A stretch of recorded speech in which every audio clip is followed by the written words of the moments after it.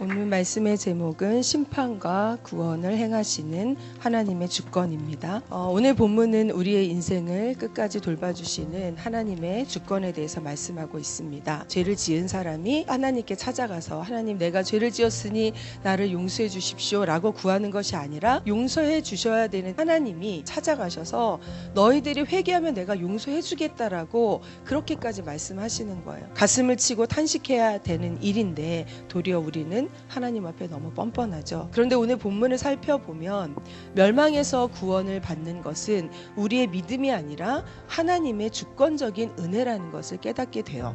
1절을 한번 살펴봅시다. 하나님의 비통함을 우리 볼 수 있습니다. 하나님께서 슬픔에 차서 자녀를 부르고 계세요. 하나님의 심장과 같이 사랑하는 그 자녀에게 하나님이 너무나 슬퍼서 상한 마음으로 지금 말씀하고 있는 거예요. 말씀대로 하신다면 당장이라도 심판을 해도 됩니다. 5절에 보니 하나님의 마음이요 돌이키는 것을 볼 수가 있어요. 하나님이 이스라엘을 심판하시려는 이유는 그들을 멸망시키려는 것이었습니까? 아닙니다. 그들을 돌이키게 하시기 위해서 하나님은 심판하시려고 했던 거예요. 그런데 하나님 아버지의 마음과 다르게 이스라엘을 빼앗으려는 열방이 생기죠. 그 열방에 대해서 하나님이 진노하고 계세요. 부모가 내 자식을 혼내킬 때는 잘되게 위해서 혼내키지 않습니까? 그런데 다른 사람이 내 자식을 혼내키면 네가 뭔데? 혼을 내도 내가 할 테니까 이런 마음이 들잖아요. 지금 하나님이 이런 마음인 거예요. 하나님께서 심판하시기 위해서 치시는 거는 사랑의 마음으로 치는 거지만 예루살렘을 쳐서 그들을 멸망시키려고 하는 열방에 대해서는 하나님이 지금 진노하고 분노하고 계시는 거예요. 실제로 히스기야 왕 때 어떤 일이 있었습니까? 아스루 왕 사네립이 예루살렘에 쳐들어오겠다고 협박 편지를 보냅니다. 히스기야는 너무나 두려워서 하나님 존전 앞에 편지를 놓고 간절히 기도합니다. 아직까지도 하나님께로 온전히 돌아오지 않은 남유다 백성이었지만 하나님은 그들을 위해서 친히 싸우십니다.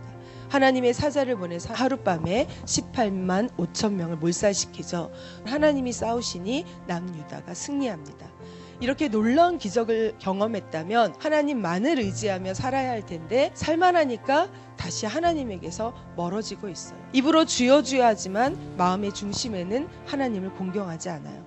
그들의 마음은 점점 하나님에게서 멀어집니다. 하나님은 인격적인 신이에요. 그래서 우리와 인격적인 관계를 맺기를 원하세요. 우리와 함께 있고 싶어 하십니다. 우리와 대화하고 싶어 하십니다. 사랑을 나누고 싶어 하세요. 그래서 우리가 딴 길로 갈 때 회초리를 드셔야 하고 하나님이 아닌 세상의 신을 섬기며 살 때 막대기로 때리셔서라도 하나님을 섬기게 하시는 분이시라는 거예요. 하나님은 지금도 더 깊은 사랑의 관계를 회복하기 위해서 우리에게 많은 일을 행하고 계세요. 한 번도 우리가 죄 가운데 있어도 포기하신 적이 없으세요. 그런 하나님의 마음을 깨닫는 자는 세상이 이해할 수 없는 변화가 일어나요. 세상이 추구하는 즐거움이 아니라 하나님으로 인해서 기쁨이 충만해지고 매일 새해를 행하신 하나님을 만나니 내 삶이 물질적인 것으로 풍요한 것이 아니라 하나님으로 인해서 풍요함을 누리게 될 줄로 믿습니다. 하나님의 자녀가 이 땅을 살면서 누리는 신령한 은혜, 영적인 비밀로 오늘도 풍성한 하루가 되기를 주의 이름으로 축원합니다.